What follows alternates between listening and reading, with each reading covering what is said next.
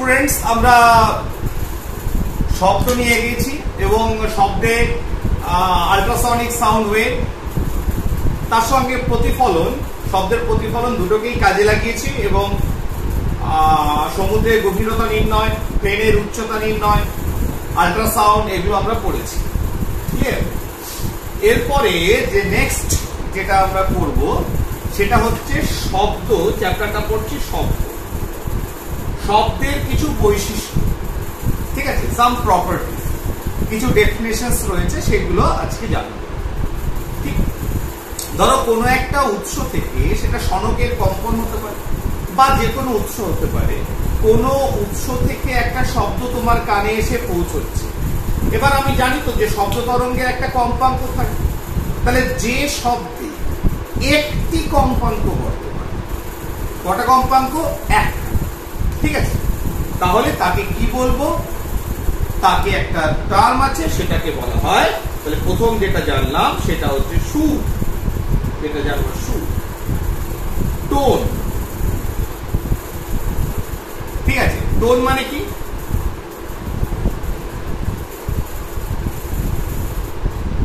এক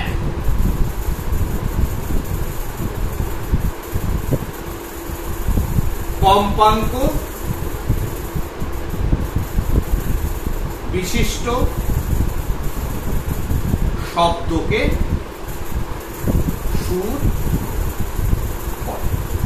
ঠিক আছে, ধরো একটা টিউনিং ফর্ক, যেটা আমি প্রথমে বলেছিলাম, টিউনিং ফর্কটাকে আওয়াজ করলে, হিট করলে, তাহলে ওটা তো কাঁপছে। তাহলে যদি নিয়মিত ভাবে কাঁপে, তার মানে একটা কাঁপাটা একই রকম ভাবে একই হারে হচ্ছে, অর্থাৎ নির্দিষ্ট সময়ে একক সেকেন্ডে, এক সেকেন্ডে কাঁপার সংখ্যাটা একই পরিমাণ পূর্ণ তরঙ্গ তৈরি করেছে, একই হারে কাঁপছে, অর্থাৎ কম্পাঙ্ক এক। অতএব সেই শব্দটা থেকে যে সুরটা বেরোবে, একটা সুর বেরোবে। ঠিক আছে, তাহলে সুর বা টোন, টোন হচ্ছে এক কম্পাঙ্ক বিশিষ্ট শব্দ হচ্ছে সুর। নেক্সট আরেকটা সেকেন্ড টার্ম স্বর, নোট, স্বর বা সরি নোট।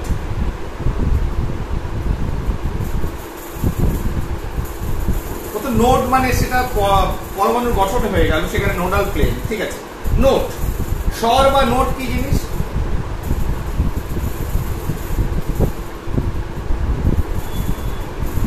একাধিক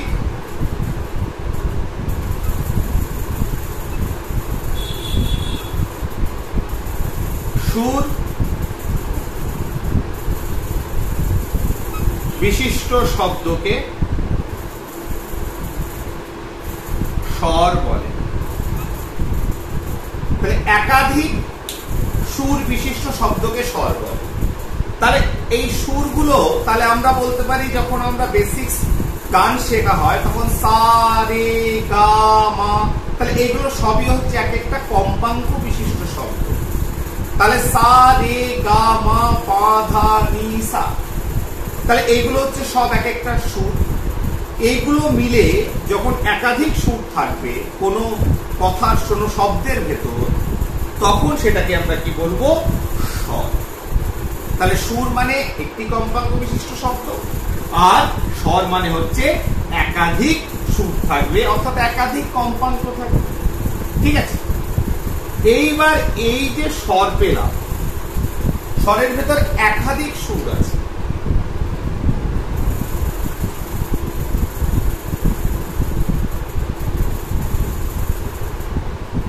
ঠিক, তাহলে দেখো, আমি এবার একাধিক কম্পাঙ্ক বিশিষ্ট, ধরো আমি ধরে নিচ্ছি একটা স্বরের ভেতর বিভিন্ন সুর মিশে আছে। সুরগুলো কি?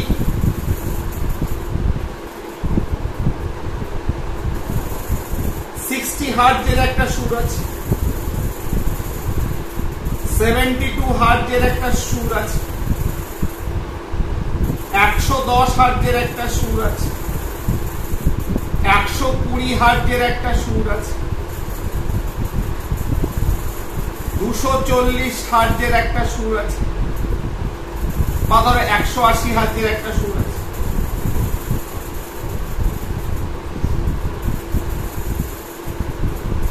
200 হার্টজের একটা সুর আছে।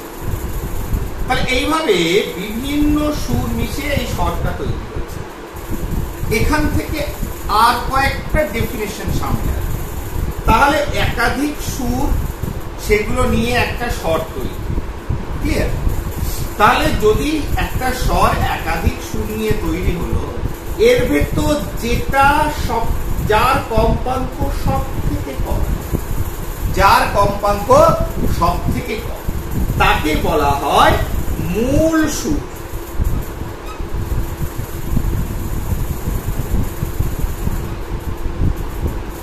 ইংরেজিতে বলে ফান্ডামেন্টাল টোন।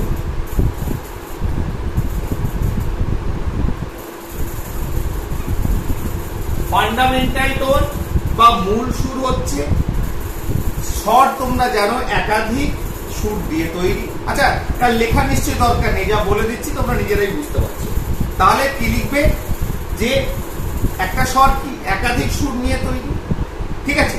তাহলে কোন স্বর যেটা একাধিক সুর নিয়ে তৈরি, তার ভেতর যে সুরের কম্পাঙ্কটা সবচেয়ে কম, সবচেয়ে কম কম্পাঙ্ক, তাহলে কোন স্বরে উপস্থিত, কোন স্বরে উপস্থিত সবচেয়ে কম কম্পাঙ্ক বিশিষ্ট সুরটাকে বলা হয় মূল সুর বা ফান্ডামেন্টাল টোন।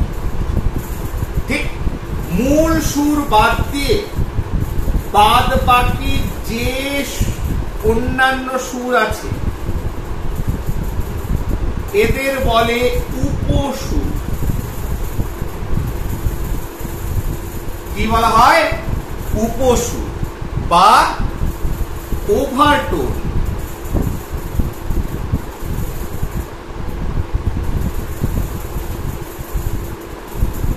তাহলে এরও ডেফিনিশন সোজা হয়ে গেল যে কোন স্বরে উপস্থিত মূল সুর ছাড়া অন্যান্য যে সুরগুলো থাকবে তাকে বলা হয় উপসুর, ইংরেজিতে বলে ওভারটোন। আরেকটা জিনিস খুঁজে দেখো, সেটা হচ্ছে কোন স্বরে উপস্থিত মূল সুর ছাড়া, বাকিগুলো তো উপসুর, উপসুর। এবার মূল সুরের যে কম্পাঙ্ক, ধরো 60 হার্টজ, এর সরল গুণিতক আর কি কি আছে? গুণিতক বলতে তাহলে 60 যদি ভাবি, তাহলে আমাদের যদি মূল সুর 60 হয়, 60, তাহলে 60 গুণিত 2, তাহলে কত হবে? এর গুণিতক হচ্ছে 120, 3 180, 4 240। তাহলে মূল সুর বাদ দিয়ে তার সরল গুণিতক যে কম্পাঙ্কগুলো রয়েছে তাদের বলা হয় সমমেল। কার? মূল সুরের সমমেল। তাহলে এখানে যদি 60, যেটা এক্সাম্পল দেওয়া আছে, 60 হার্টজ যদি মূল সুর হয়, অর্থাৎ সব থেকে কম কম্পাঙ্ক বিশিষ্ট সুর এই স্বরটায় উপস্থিত আছে, তাহলে সমমেল কি পাবো? 120, 180, 6 দিয়ে 12, 3 6 18। তাহলে উপসুরগুলোর ভেতরে এই দুটোকে বলবো সমমেল।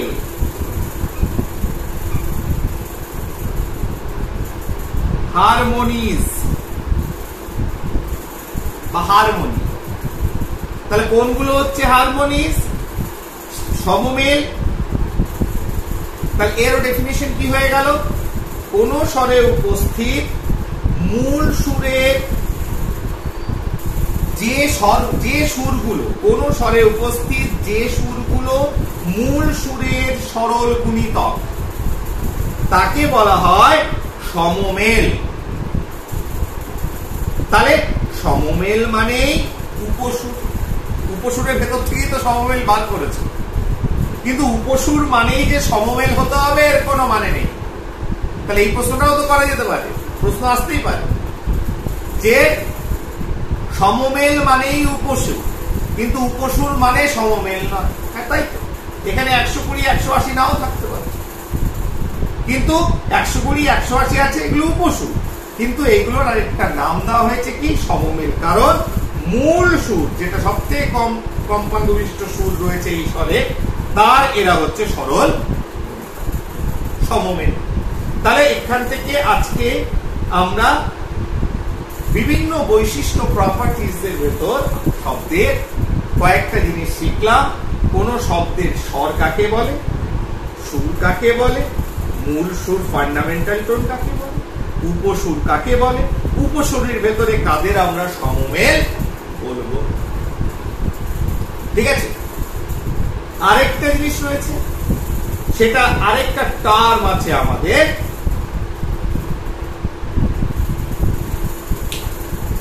সেটা হচ্ছে অক্টেভ,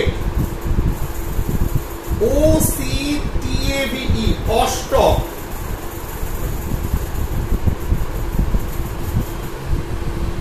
অষ্টক কারা? অষ্টক কারা? অষ্টক হচ্ছে তোমার, ধরো এখানে কোনো একটা সুর ধরো 120, 120টা কি 60-এর যেটা মূল সুর রয়েছে তার দ্বিগুণ।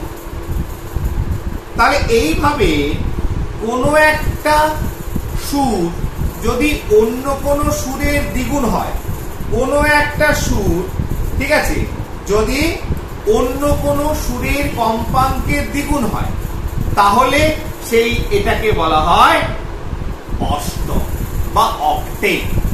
ঠিক আছে, তাহলে অক্টেভ কাকে বলে? তাহলে অক্টেভ বা অষ্টক কারা? অষ্টক হচ্ছে যে কোনো সুর, এখানে লিখে দিই অক্টেভটা, কোন সুরের কম্পাঙ্ক অন্য কোন সুরে কম্পাঙ্কের দ্বিগুণ হলে তাকে অক্টেভ বলে। যেমন 120, এই উদাহরণে 120 হার্জ হচ্ছে কার দ্বিগুণ? 60-এর দ্বিগুণ। তাহলে 60-এর অক্টেভ বা অষ্টক হলো 120 হার্জ। তাহলে আমরা আজকে পরপর বলে যাই। এক কম্পাঙ্ক বিশিষ্ট শব্দকে বলা হয় সুর। একাধিক সুর মিলে তৈরি হয় স্বর। স্বরের ভিতর উপস্থিত সুরগুলোর ভিতর যার কম্পাঙ্ক সব থেকে কম সেটা মূল সুর। স্বরে উপস্থিত সুরগুলোর ভেতর মূল সুর ছাড়া বাকি সুরগুলোকে বলা হয় উপসুর। কোন স্বরে উপস্থিত মূল সুরে যে কম্পাঙ্কগুলি মূল সুরের সরল গুণিতক, যেমন 120, 180, তাদের বলা হয় সমমেল। কোন স্বরে উপস্থিত যে সুরের কম্পাঙ্ক অন্য কোন সুরের দ্বিগুণ, অন্য কোন সুরের দ্বিগুণ, যেমন 120 হার্জটা 60-এর দ্বিগুণ, এখানে 60 আছে, তাহলে কোন স্বরে উপস্থিত যে সুরের কম্পাঙ্ক অন্য সুরের কম্পাঙ্কের দ্বিগুণ তাকে বলা হয় অক্টেভ বা অষ্টক। ক্লিয়ার? তাহলে আমরা প্রাথমিক পর্যায়ে কয়েকটা জিনিস, শব্দের কয়েকটি বৈশিষ্ট্য কম্পাঙ্ক নিয়ে সেটা আমরা শিখে ফেললাম। নেক্সট, অ্যাকচুয়ালি আজকে প্রচন্ড গরম, হ্যাঁ, সেজন্য একটু অসুবিধাই হচ্ছে। এরপরে হচ্ছে সুরযুক্ত শব্দ।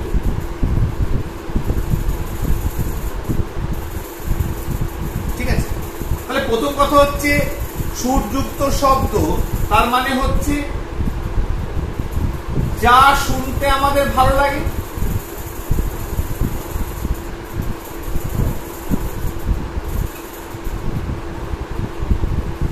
যা শুনতে আমাদের ভালো লাগে সেটাই আমাদের কানে, সেটা সুদিং হয়, আমাদের কষ্ট হয় না, তাকেই বলা হয় সুরযুক্ত শব্দ।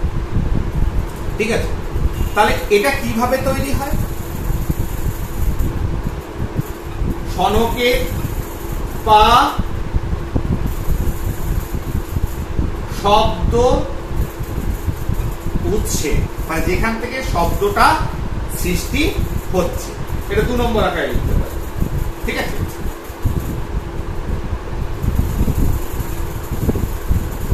নিয়মিত,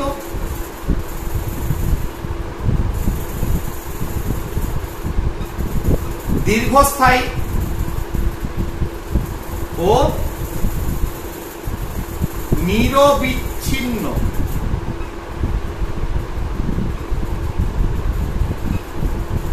কম্পনের দ্বারা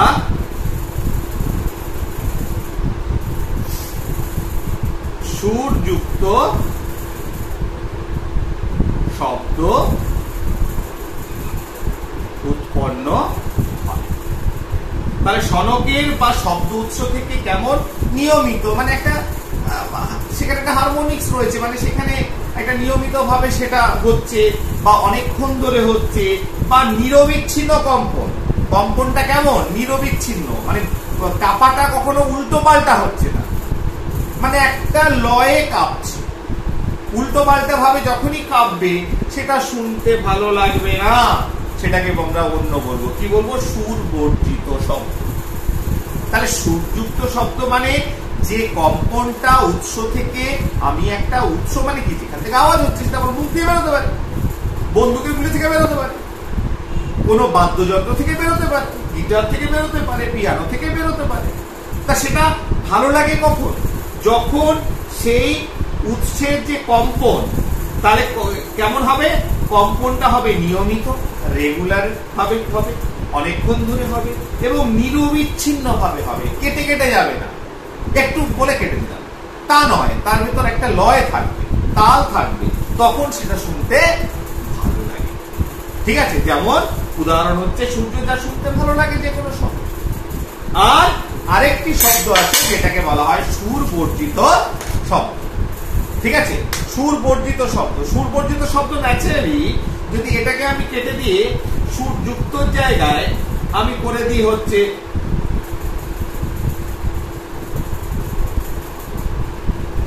সুর বর্জিত শব্দ, তার মানে যা আমাদের শুনতে ভালো লাগে না, কর্কশ লাগে, শব্দ উৎসের অনিয়মিত,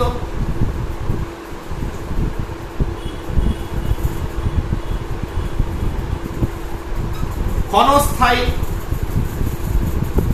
আর বিচ্ছিন্ন কম্পন, কেটে কেটে যাচ্ছে, কম্পনটা রেগুলার হচ্ছে না, কখনো বেশি বিস্তার হচ্ছে, কখনো কম বিস্তার হচ্ছে, কখনো বেশি কাঁপছে, কখনো কম কাঁপছে।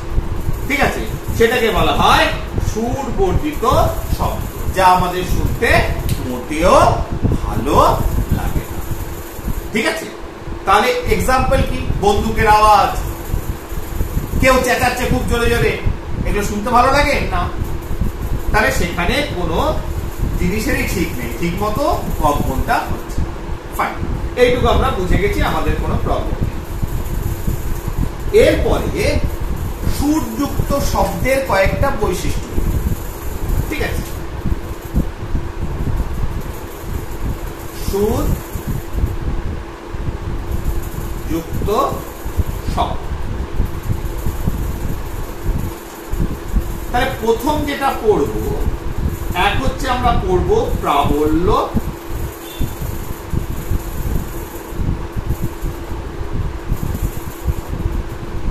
তীক্ষ্ণতা, আরেকটা হচ্ছে গুণ বা জাতি।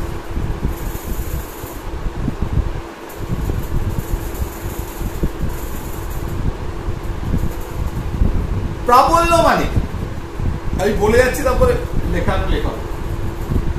প্রাবল্য মানে কতটা জোর, কেউ আস্তে কথা বলছে, কেউ জোরে কথা বলছে, তাহলে প্রাবল্য মানে লাউডনেস, কতটা জোরে সে কথা বলে। ফাইন, এটা নিয়ে অত ঝামেলা নেই। তীক্ষ্ণতা বা পিচ, তীক্ষ্ণতা মানে হচ্ছে দেখবে কারো সুর মোটা লাগে, কারো কথা বলা মোটা লাগে, কেউ গান করলে মোটা গলায় গান করে, কারো সরু, ছেলেদের একটু মোটা হয়, মেয়েদের একটু সরু হয়, সেটাই হচ্ছে তীক্ষ্ণতা বা পিচ। গুণ বা জাতি, দুটো মেয়ে বা দুটো ছেলে,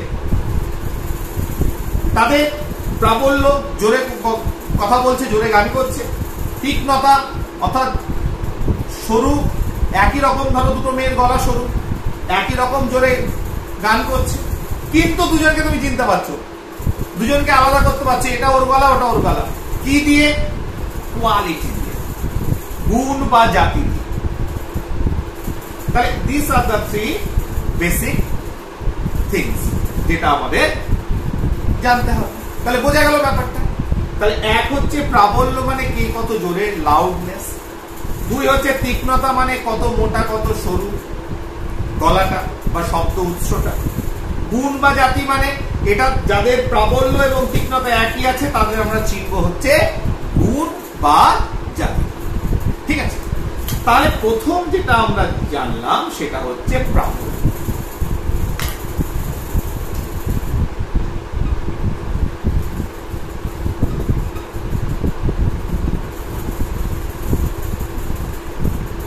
লাউডনেস, ঠিক আছে, লাউডনেসের যদি ডেফিনেশন হয় প্রাবল্য, ঠিক আছে, তাহলে এর কোনো সেরকম যেমন খুশি লিখতে পারো। সাধারণত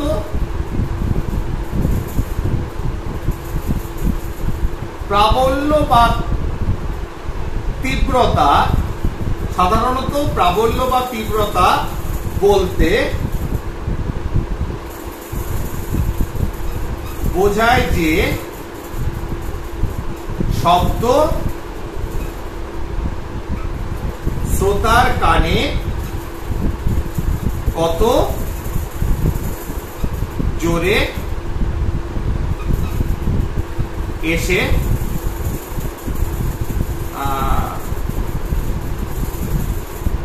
কত জোরে আসে। তারপরে কিছুই নয়, পার্টিকুলার ওইভাবে সায়েন্টিফিক কোনো ডেফিনেশন নেই। তো সাধারণত প্রাবল্য বা তীব্রতা বলতে বোঝায় যে শব্দ শ্রোতার কানে কত জোরে আসছে, কত লাউডলি আসছে, সেটাই প্রাবল্য। ঠিক, এবার প্রাবল্য মানেটা কি? এই যে প্রাবল্য, এটা আমাদের বেসিক কনসেপ্ট থেকেই বুঝতে পারবো যে প্রাবল্য মানেটা কি। সাপোজ, তাহলে দেখো প্রাবল্য মানে কত জোরে আসছে, তাহলে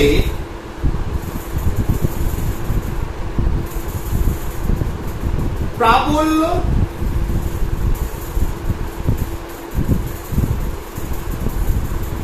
কোন জিনিসের উপর নির্ভরশীল?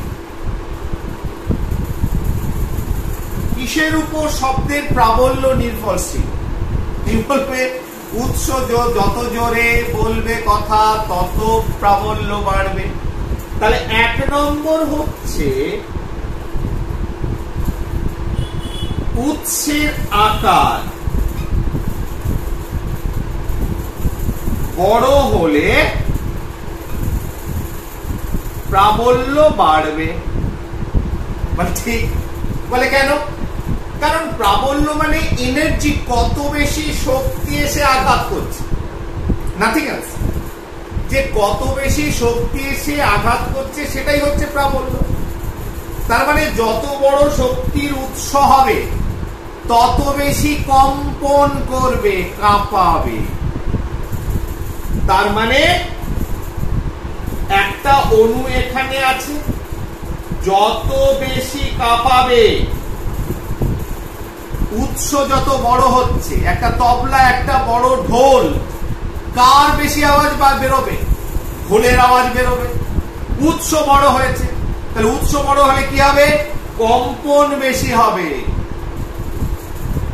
কম্পন বেশি হলে তত প্রাবল্য, লাউডনেস বাড়বে, জোর বাড়বে, জোরে তুমি শুনতে পাবে। 2 নম্বর হচ্ছে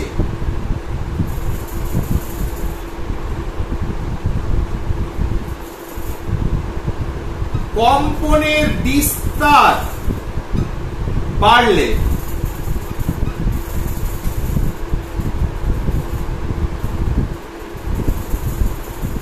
প্রাবল্য বাড়ে। বলে হ্যাঁ, যত বড় আমি কাঁপাবো তত আমার বিস্তার বাড়বে। এটাই তো বিস্তার। তাহলে বিস্তার যত বেশি বাড়বে তরঙ্গ দৈর্ঘ্য তত বাড়বে। তার মানে এটাকে যদি আমি ওয়েভ আকারে এটাকে লিখি তাহলে আমি বলবো কি যে দিস ইজ এ ওয়েভ। তাহলে এখানে যে বিস্তার আর এখানে যদি আমি ওয়েভ আকারে এটাকে করি তাহলে এখানে বিস্তার বেশি। তাহলে যার যত বেশি কাঁপাবে তত বিস্তার বাড়বে, তাতে বড় বড় তরঙ্গ উৎপন্ন হবে। যদি সেটা গ্রাফিক্যালি দেখায় তার মানে তত বেশি জোরে শোনা যাবে, তত প্রাবল্য লাউডনেস বাড়বে। তার মানে কম্পনের বিস্তার বাড়ালে প্রাবল্য বাড়ে। কিভাবে? প্রাবল্য ইজ প্রপোর্শনাল টু, যদি বলি বিস্তার, বিস্তারের স্কয়ার। তার মানে বিস্তার 1 একক বাড়লে, অর্থাৎ সাম্যাবস্থা থেকে যদি 1 একক আরো বেশি দূরে সরে যায় প্রাবল্য তার দ্বিগুণ বাড়ে। ভাবো।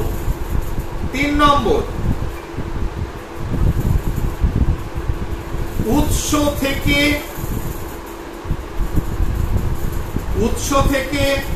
শব্দের উৎস থেকে প্রাপকের অর্থাৎ যে শব্দটা গ্রহণ করছে দূরত্ব বাড়ালে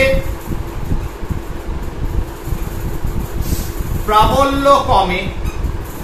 স্বাভাবিক ব্যাপার যে যত বেশি দূরে যাবে তত লাউডনেস কমে যাবে। ধরো এখান থেকে 100 মিটার দূরে যদি কোনো মাইক বাজে আমি এখানে যেমন শুনতে পাবো, যখন আমি পেছন দিকে চলে যাব 200 মিটার ডিস্টেন্স হয়ে যাবে, স্বাভাবিক ব্যাপার লাউডনেস কমবে। ঠিক আছে না? সেটা কিরকম? সেটা হচ্ছে প্রাবল্য। এর ক্ষেত্রে প্রাবল্য ব্যস্তানুপাতিক কার সঙ্গে? শ্রোতা আর তোমার কি বলে জানো, তোমার তোমার উৎস থেকে শ্রোতা, এটাকে প্রাপক মানতে, এটা হচ্ছে শ্রোতা, শ্রোতা যে শুনছে। এই টার্মটা আমার মনে আসছিল না, শ্রোতা। তাহলে শ্রোতায় উৎস এবং শ্রোতার মাঝখানে দূরত্ব যত বাড়াবে তত প্রাবল্য কমে যাবে। কত? দূরত্ব স্কয়ারের সঙ্গে বর্গের সঙ্গে প্রাবল্য ব্যস্তানুপাতিক সম্পর্ক। অর্থাৎ যদি দূরত্ব 1 একক কমাও 1 একক বাড়াও প্রাবল্য তার ডাবল পরিমাণ কমে যাবে, দ্বিগুণ কমে যাবে। ঠিক আছে? তাহলে আরেকটা কি হতে পারে, এটা মুছে দিচ্ছি।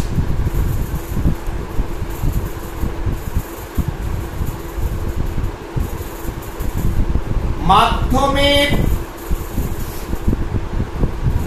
ঘনত্ব বাড়ালে, মাধ্যমের ঘনত্ব বাড়ালে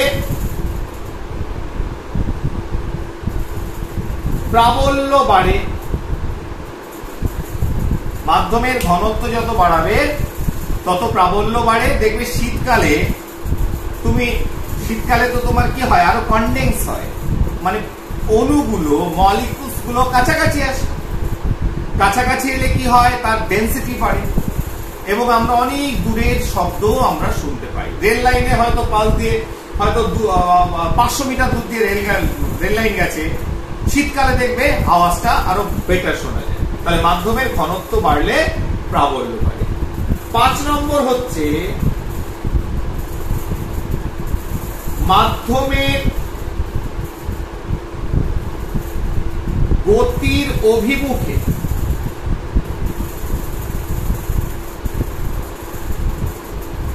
শব্দের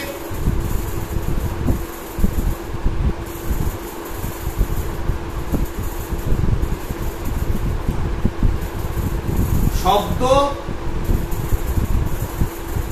তরঙ্গের অগ্রসরের অভিমুখ হলে, এটা একটু জটিল করে লিখলাম, প্রাবল্য বাড়ে। তার মানে এখানে উৎস আছে, শ্রোতা এদিকে আছে, উৎস থেকে আওয়াজ এদিকে ছুড়লাম, তার মানে এটা হচ্ছে তরঙ্গের অভিমুখ ওই দিকে। এইবার ওই দিক থেকে বাতাস দিচ্ছে, আমার দিকে, আমি এদিকে কথা বলছি, তাহলে দেখবে শ্রোতা ভালো শুনতে পাচ্ছে না। কিন্তু যদি আমার পেছন থেকে এই দিকেই বাতাস দেয়, যেদিকে শব্দ তরঙ্গ এগোচ্ছে সেই দিকেই যদি বাতাস বয়ে নিয়ে যায়, তাহলে কি হবে? বাতাস হেল্প করে এই এনার্জি বা শক্তি ট্রান্সফারের ক্ষেত্রে, ফলস্বরূপ প্রাবল্য বাড়বে। তাই দেখবে উল্টো দিকে হাওয়া দিলে তুমি জোরে আওয়াজ করতে হচ্ছে, সে শুনতে পাচ্ছে না ভালো, কিন্তু তার দিকে যদি হাওয়াটা দেয়, অর্থাৎ তুমি যেদিকে বলছো, শ্রোতা যেদিকে দাঁড়িয়ে আছে, তুমি যদি উৎস হও, তাহলে তোমার থেকে যদি তার দিকে হাওয়া বয়ে যায়, মিডিয়ামটা যদি সেই দিকে অগ্রসর হয় এবং তুমি কথা বললে তরঙ্গটাও সেদিকে অগ্রসর হচ্ছে, সে ভালো শুনতে পাচ্ছে। তাহলে প্রাবল্য মাধ্যমের গতি কোন দিকে রয়েছে সে তার উপরও নির্ভর করছে। ঠিক আছে?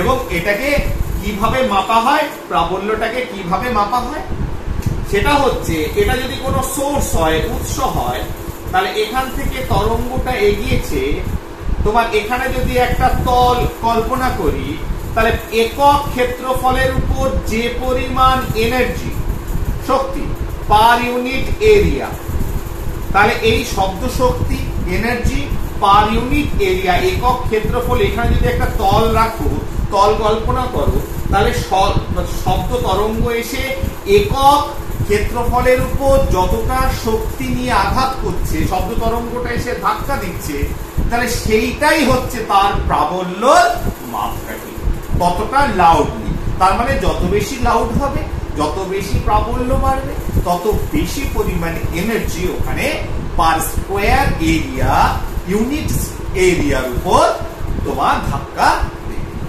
ঠিক আছে? তাহলে আমরা লাউডনেস ব্যাপারটা কি একটু ইন ডিটেইলস আমরা জানি। ঠিক আছে? এরপরে নেক্সট 2 নম্বর হচ্ছে, 2 নম্বর আমাদের যেটা ইস্যু রয়েছে সেটা হচ্ছে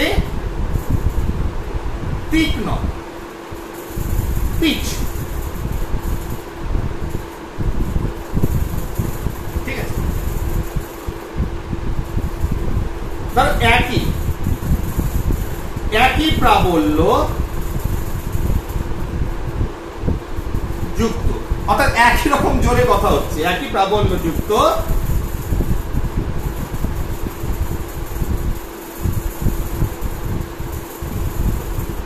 সরু,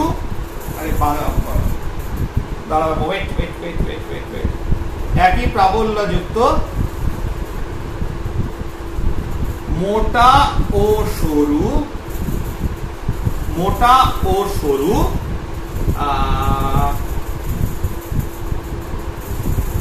শব্দকে, মোটা ও সরু শব্দের মধ্যে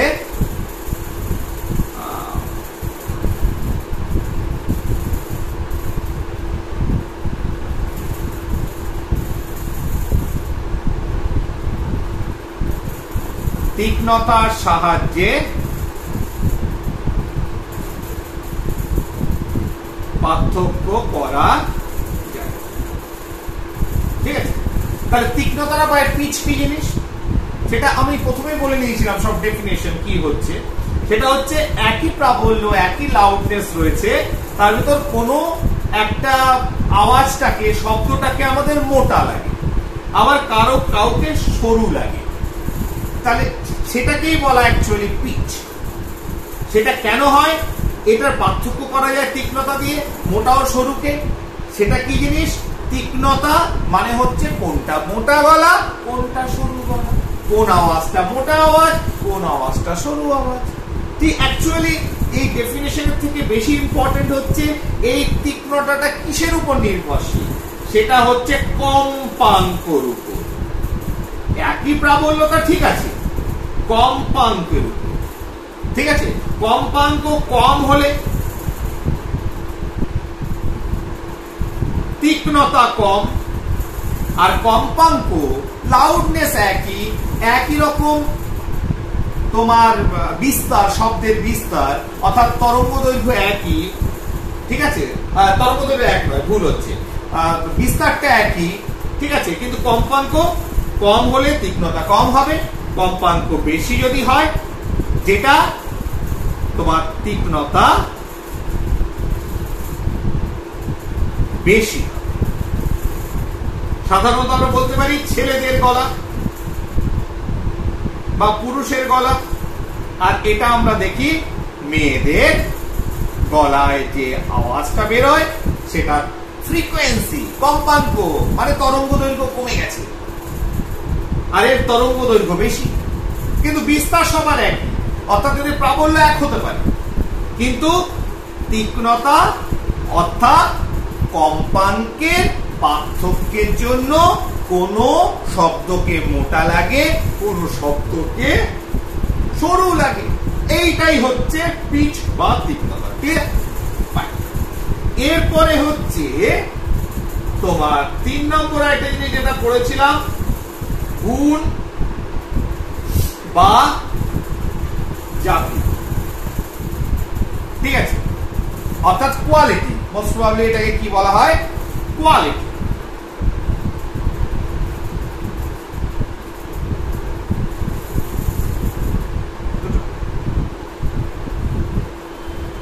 দুটি শব্দ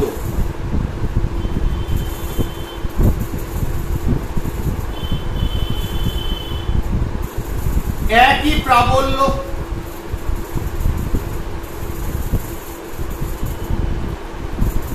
একই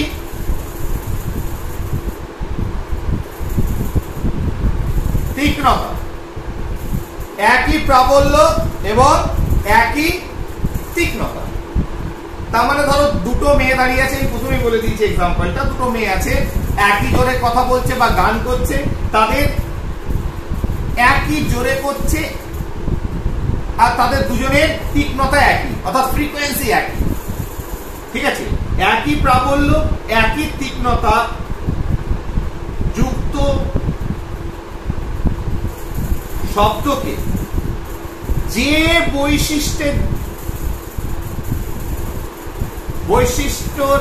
বৈশিষ্ট্যের সাহায্যে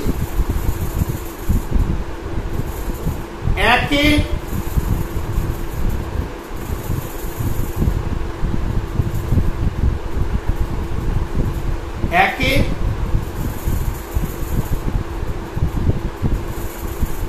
অপরের থেকে পৃথক করে। তাহলে গুণ বা জাতি হচ্ছে একই প্রাবল্য, একই তীক্ষ্ণতা রয়েছে, অর্থাৎ দুটো সাউন্ড একই পরিমাণ শক্তি, একই পরিমাণ বিস্তার হচ্ছে। তীক্ষ্ণতা এক মানে হচ্ছে তাদের তরঙ্গ দৈর্ঘ্য এক, বিস্তার এক, কিন্তু একটা যে বৈশিষ্ট্যর সাহায্যে তাদের একে অপরের থেকে আলাদা করে, সেই বৈশিষ্ট্যই হচ্ছে গুণ বা জাতি। দুটো ছেলে কথা বলছে, একই জোরে আওয়াজ করছে, তাদের প্রাবল্য, তাদের তীক্ষ্ণতা একই রকম, অর্থাৎ কম্পাঙ্ক একই রকম, শব্দের বিস্তার একরকম, তরঙ্গ দৈর্ঘ্য একরকম, কিন্তু তাদের আমরা দুজনকে চিনতে পারছি এটা কার গলা, ওটা ওর গলা। সেইটাই হচ্ছে গুণ, কোয়ালিটি অফ সাউন্ড, কি কোয়ালিটির আওয়াজ বেরোচ্ছে। ঠিক আছে, যেমন এর পিছনে অনেকগুলো কারণ আছে, কিসের উপরে নির্ভর করে অত ডিটেলসে যে লাভ নেই, আমরা তিনটে গ্রাফিক্যালি প্লট করলে বুঝতে পারবে ওয়েভকে। ঠিক আছে, আমি একটা এক্সাম্পল দিচ্ছি, ধরো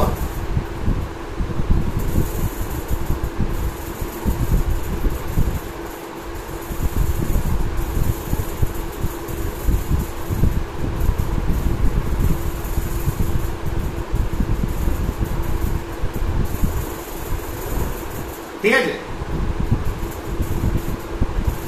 এটা ধরো পিয়ানো, এটা ধরো শনক। ঠিক আছে, এটা শনক, এটা ধরো সরি হ্যাঁ ঠিক আছে, সুর শলাকা। ঠিক আছে, আর এটা ধরো এটা হচ্ছে পিয়ানো। তাহলে দেখো তিনটে আওয়াজ তিনটে সোর্স থেকে, একটা সুর শলাকা থেকে এসছে, একটা এসছে পিয়ানোর আওয়াজ, একটা পিয়ানোর আওয়াজ, আর এটা ধরো এটা হচ্ছে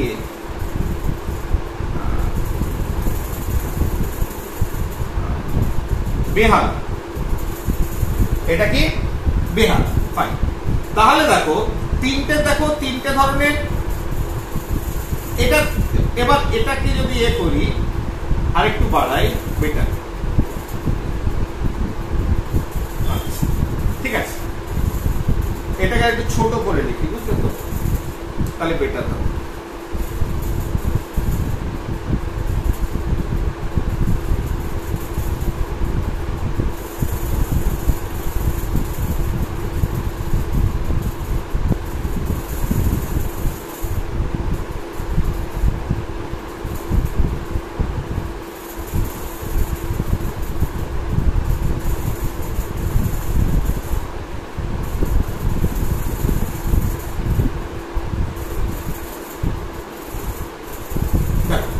তাহলে এটা হচ্ছে পিয়ানো,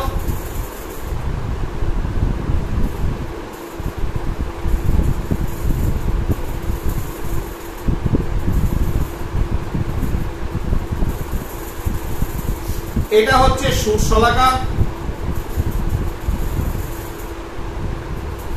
এটা হচ্ছে বেহালা। তিনটা আলাদা উৎস, তিনটের ক্ষেত্রে বিস্তার একই, তিনটের ক্ষেত্রে তরঙ্গ দৈর্ঘ্য ল্যামডা একই। যত ছবিতে দেখছে কিন্তু তিনটের ক্ষেত্রে ল্যামডা একই। তাহলে তিনটের বিস্তার একই রকম, অর্থাৎ প্রাবল্য একই রকম, তরঙ্গ দৈর্ঘ্য একরকম, মানে কম্পাঙ্ক একই, মানে তাদের তীক্ষ্ণতা একই রকম। কিন্তু তিনটে যে বাদ্যযন্ত্র তুমি চিনতে পারবে কি পারবে না বলো? বলে হ্যাঁ স্যার পারবো। কোনটা পিয়ানো, কোনটা সুরশলাকা, কোনটা বেহালা আমি চিনতে পারবো না? শুনলেই বলে দেবো তো কোনটা কি। কিন্তু তিনটে একই জোরে আসছে, তিনটে তীক্ষ্ণতা কি করে, ধরো কোনো একটা নোট বাজাচ্ছে তার কম্পাঙ্ক একই রকম, ঠিক না?